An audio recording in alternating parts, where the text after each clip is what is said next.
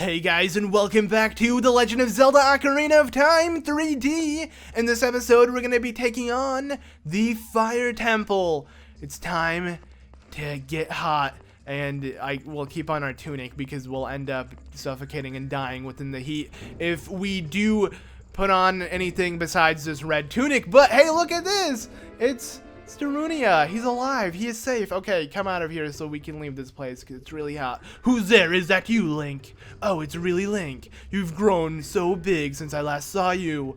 I want to have a man-to-man talk with you, but now is not the time. Ganondorf is causing trouble on Death Mountain again. He has revived the evil ancient dragon Volvagia. On top of that, he's going to feed my people to the evil dragon as a warning to the other races who might resist him. If that fire-breathing dragon escapes from the mountain, all of Hyrule will become a burning wasteland. I will go ahead and try to seal up the evil dragon. I'm concerned, though, because I don't have the legendary hammer, but I have no choice. Link, I'm asking you to do this as my sworn brother. While I'm trying to deal with the dragon, please save my people. The prisoners' cells are in the opposite direction. I'm counting on you, Link. Alright, good luck, Darunia. Have fun. I don't know how you open the door without the boss key, but you should have gave it to me if you had it, because now you're gonna make me have trouble doing this. Alright, whatever. So here we are in the Fire Temple. It's really awesome. I love the music. It's actually different than what it was in the original N64 one, which I preferred the original N64 one because it had really weird chanting and made this temple feel extremely creepy. But in this one, there are chantings and stuff, but it's not nearly the same and not nearly as creepy. And here the lava looks like cheese, which I love, you know, like a cheese pizza or something. I don't know, it just reminds me of that, like the cheese and the sauce and whatnot. But hey, look, there's a switch right here. If we step on it, you'll find an imprisoned Goron. I like how Darunia said the prison cells are on the opposite side when there was one right here. So you were gonna forget one, but okay, whatever. Hello there. Are you releasing me? Am I free to go? I'll tell you a secret. For saving me, in order to get to the room where Darunia went, you have to do something about the pillar stuck in the ceiling. Find a path that leads above to the room, to the ceiling right away. Alright, and he just goes crawling out. I don't know where he ends up going, because by the time you actually gain control of Link again, he will be off of the screen. I'm assuming he just falls into the lava and dies. But whatever. Good for you, Goron, idiot. Yeah, now you killed yourself. I bet you didn't expect that. Ha. Okay, I don't know why I said that. I feel bad now, but whatever. What can I do? Let's just head out of here and continue on. Now, I believe if we jump down here, we'll find this locked door, but I don't believe there's really anything to do within this room. It is, yeah, just locked for us. We're supposed to kind of come in from the other side and use this as an exit rather than an entrance, and you're gonna see what I mean later on, because we're gonna come back to this main room real soon. Obviously it leads to the boss room, so yeah, but let's go ahead and use the first small key we got from saving the very first Goron and head inside this room where there's a ginormous bridge that I don't know how it's not burnt by now. It's right on top of lava, but okay. And just make our way over here. The temple is actually really linear and real simple overall to maneuver around. It just has a lot of open areas that may seem confusing, but if you explore each area one by one, you'll end up realizing where you're supposed to go and how to do things. And well, in this room there happens to be a Goron. Are you releasing me? Here's a secret for saving me. A wall that can destroy with the special with the Goron special crop will sound different than the regular wall if you hit it with your sword. It's a really helpful tip. The special Goron's crop is a bomb, and they are talking about just fake walls. We've seen those before within the Zelda games. I mean, we're not new to Zelda, so that tip was really useless, but okay, I will take the tip, I guess. And one thing we're gonna want to be sure to do is to let's go ahead and actually play. Wait, did we play it? Yes, we did. Okay. Trying to play the Song of Time so we can move this Song of Time block, or the block of time, whatever, down here so we can have it elevate us to a secret door behind here. But As I was saying, we're going to want to make sure we collect all of the gold Skulltulas within the temple. There are 5 in total. Obviously, we don't want to backtrack within a temple, so I'm going to make that my goal to get them all. And one happens to be here. As you can tell, these tiles are evil and magical. They will come from the floor and try to attack you. So we're just going to have to block them with our shield. That is the easiest way to do it. Or I believe you can just slice it. Whatever is really up to you. Now here, I'm just going to shoot this guy with my arrows, because it only takes 2 hits to kill a like with arrows. And if they do end up, you know, latching onto you, they will suck you, absorb your tunic if it's not the green tunic. So they will end up taking our red tunic as well as our Hylian shield. And if you don't kill them, they will keep it with them, so you have to kill them to get it back. So it's kind of annoying just to fight those guys. I don't like getting sucked in by like I really dislike likes.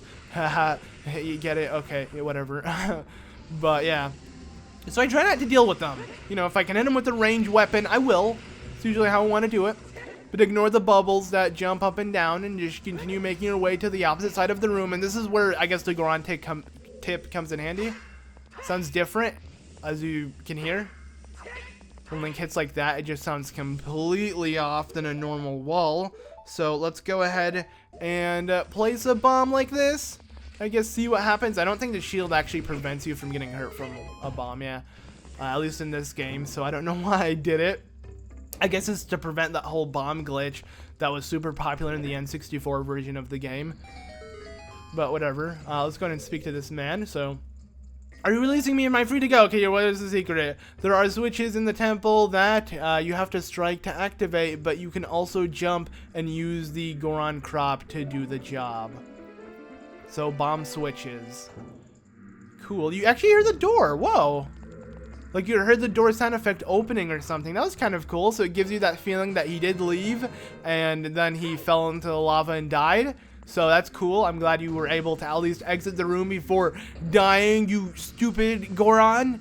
But okay, I don't think they die, but still, that's the only way I can imagine it because I'm taking this seriously and making logic out of Nintendo games, so yeah. But now that we have these 2 keys, let's go ahead and progress by opening this very first door. And we'll see what else awaits for us. And oh my god, a bunch of fire shooting out like that. That is rather creepy. Alright, so you can actually hookshot to these barbed wires or I guess just these, yeah, these barbed wires. I don't know what I'm trying, I feel like there's another name for this. Whatever this is, they aren't, just whatever. You can hook onto them. I'm like blanking out for some reason. And you climb them, and once you do climb them, as you saw, I made my way up here, and I'm going to be pushing this giant block on the fire sprouting thingy here in the center, and it will become a platform that will elevate me to the next floor. So it's kind of like an elevator, which is super cool. And we went ahead and used our second key, and this is where things get interesting. I guess this is where the next Goron tip will come into use, when he said we can use these special crop on switches, and you're going to see what I mean. But let's go and quickly kill this enemy. You want to first put out the fire that's on it, and just go ahead and chop it up with your sword as soon as you can. It's the easiest way to do it. That's how I like doing it, at least. One actual hit usually kills it immediately, so yeah. As long as there's no fire around it, of course. But let's go ahead and push this ginormous block down. That is one of the switches that will only be activated for a short period of time, so I'm not going to bother hitting it yet until I need to. But let's go ahead and pull this sucker right in here. So you can tell the floor will literally suck it up like that. And I can jump up and then make my way over here.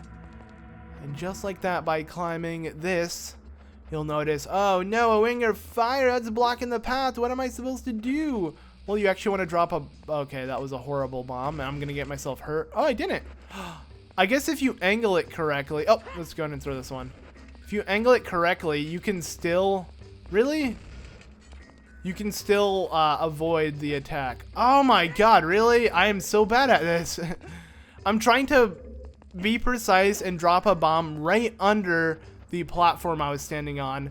That will give me enough time to climb up this, and then All right, let's see. There we go. It'll give me enough time to climb up this, and it will activate the switch, and I'll be able to make my way to the top before the fire comes back. As you can tell, you can hear a timer, and yes, so it's only a limited time, so you have to make your way up there as soon as possible. That is the way you're supposed to solve it, but I was just having a lot of trouble.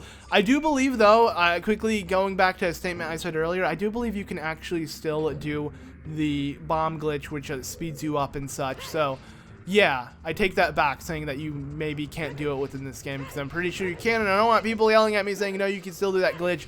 Those, you know, people who are good at glitches. I just don't do glitches. It's not my thing, so yeah. But anyways, in this room, and as you can tell, the layout for this room is kind of weird. It's like a maze, but just make your way all the way to the corner where you find this room over here, and you can save a Goron just like that. So are you releasing me? Okay. So when you are on fire, you can put it out by swinging your sword or by rolling forward. Did you know that? I didn't know the stop, drop, and roll technique actually worked, but thanks, I guess, for the tip. That was a really bad tip. I'm going to be reading all of the Goron tips just to see what they say. I never used to read them when I was younger, so I'm actually curious to see what they have to say.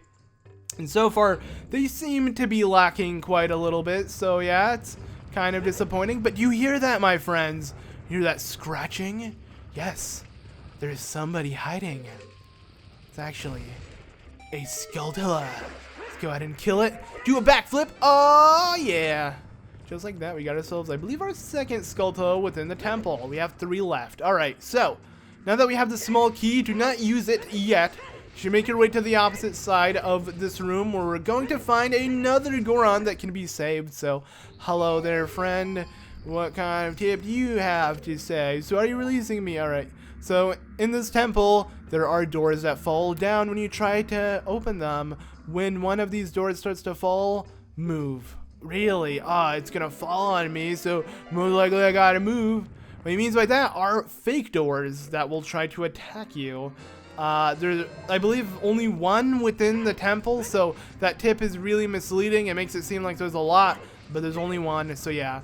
Now that we have the 2 small keys, let's go ahead and progress up here. We're going to find one of the locked doors that we can easily open up with one of the small keys, and this is a little scary. If you do jump down here, it will not be an endless pit. It's actually going to take you down to the room with the really long bridge, and you're going to have to scale your way all the way back. You can actually see it. The render distance does show it off.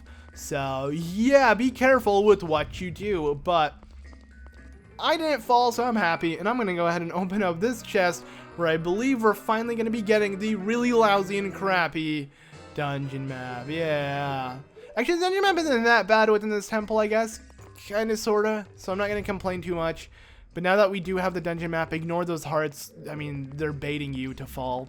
And use your next small key into this room where we can keep going and see what awaits. So here, it's kind of like a trick. We're going to try to trick you. As soon as you jump over here, you're going to find fire chasing you, and you got to quickly run as soon as possible. There's a door that's locked that we can't head to, so we're just going to keep running to the other side until we make it over here where we shall be safe.